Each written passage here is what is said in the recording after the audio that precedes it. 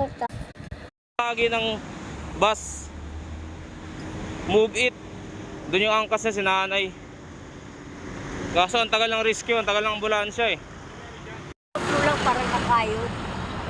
Paano ba kabagsak mo ba?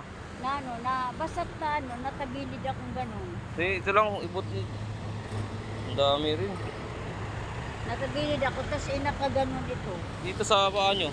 Ayan, Ay, ayan, ito rin. tuhod. Kasi pakanan yung ano eh. Tumba eh. Opo. Involved ka ba? Hindi po, tinulungan ko lang yung matanda kasi may ano sa likod eh. Ano May po ambulansya na po ba dumating? Sasakyan po ba yon?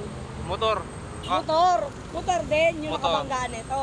Hindi, ito, sinagi niya yung motor. Nasagi ng bus yung motor. Opo, opo. Kaya hinarang mo yung motor mo. Opo, kasi malayo na kasi. Asan Akala ko yung kasi motor? andun yung motor, nakatumba pa rin hanggang ngayon. Alos 15 minutes na po, wala pang rescue eh. 15 minutes. Ma'am, Kanina pa to, kanina pa. Ma'am, pa-request daw po ng Alpha, may injured daw po, ma'am. Kasi matanda kasi yung Matanda ano, daw po kawawa. yung injured, ma'am. Nilalayan ko yung matanda kasi may sugat sa likod, may sugat sa paa at sa kamay. Ma'am, nandun pa sa parang lalapitan ko pa lang, ma'am. MC. Anong biyahe yung MC? Ano yun? Move it. Move it. Move Yung it. angkas niyang matanda, babae, lalaki. Babae. Babae, injured. Injured. Injured daw yung angkas ng move it, ma'am. Nasagi daw pala nitong bus. Opo, kanina pa daw po kailangan ng Alpha, ma'am.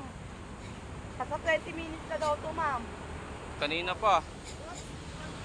Dito guys, sinarang ko yung motor guys sa bus kasi ang layo na kasi ng ano, layo na ng lugar na pinangyayari na ng nasagi niya.